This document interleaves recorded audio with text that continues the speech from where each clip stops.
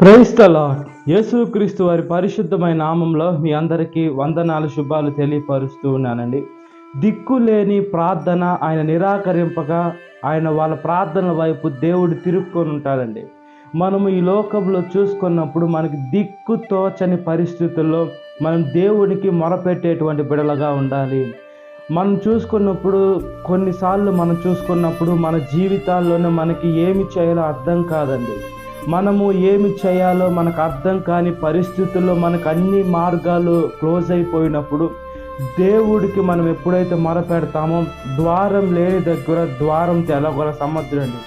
ఎవరైతే పగవారు ఉన్నారో వాళ్ళ ద్వారా కూడా దేవుడు సహాయం చేయించగల సమర్థుడండి. దిక్కు లేకుండా మనం ఈ లోకంలో మనకి ఎవరు చేస్తారో సహాయం, ఎవరంటే ఈ లోకంలో మనుషులు సహాయం చేయకపోవచ్చు, కానీ మనుషులను సృష్టించిన సృష్టికర్త మనుషుల కోసం ప్రాణాన్ని పెట్టి మనుషుల పాపాలని కడిగివేసి పరలోకాన్ని తీసుకొని వెళ్ళాలని ఆ దేవుడి లోకానికి వచ్చి మనల్ని ఎంతగానో ప్రేమిస్తున్నాడు. దేవుడి లోకాన్ని ఎంతగానో ప్రేమించాడు, కానీ సృష్టి కోసమో లేదా ఈ లోకంలో జీవరాశుల కోసమో ఈ లోకంలో నీటి కోసం దేనికోసం దేవుడు ప్రాణాలను పెట్టలేదండి. కేవలం మనుషులు పాపాలు కడిగివేసి మనుషుల్ని పరలోకానికి తీసుకొని వెళ్ళడానికి మాత్రమే దేవుడు ప్రాణం పెట్టాడు.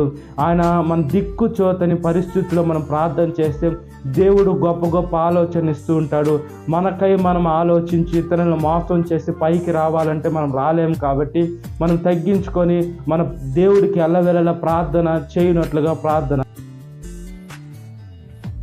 మహాపరిశుద్ధ ఆత్మదేవ, మా ప్రియ పరలోకతోని ఒకసారి జ్ఞాపకం చేసుకోండి.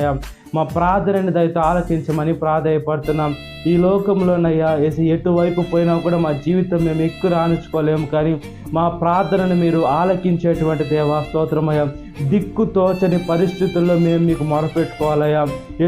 ఎప్పుడు మొరపెట్టుకున్నా మీరు మాకు సమీపంగా ఉన్నారు. మా ప్రతి ఒక్క అవసరాన్ని మీ చిత్తానుసారంలో తీర్చేటువంటి నమ్మదగిన దేవా మీకు స్తుతులు స్తోత్రాలు చెల్లిస్తున్నామయ్యా. యోబు గారి జీవితంలో చూసుకున్నప్పుడయ్యా 7 బాధలు కలిగినా కూడా దిక్కు తోచని పరిస్థితుల్లో మొరపెట్టాడు కాబట్టి 2 అంతలుగా ఆశీర్వదింపబడ్డాడు. కాబట్టి మీ కృపలో జ్ఞాపకం చేసుకోమని ప్రాధాయపడుతున్నాం. సాతాను శోధన ప్రతి ఒక్క బిడ్డను విడుదల దయచేయమని, ఈ వాక్యం వింటున్న ప్రతి ఒక్క బిడ్డను పేరు వస్తున్న జ్ఞాపకం చేసుకొని దినకాలపు జీవితం నింపమని నజరేయుడైన యేసుక్రీస్తు వారి పరిశుద్ధమైన నామములో మిక్కిలి తలుచున్న నా పరలోక తండ్రి, amen. Praise the lord. God bless you. Have a great day.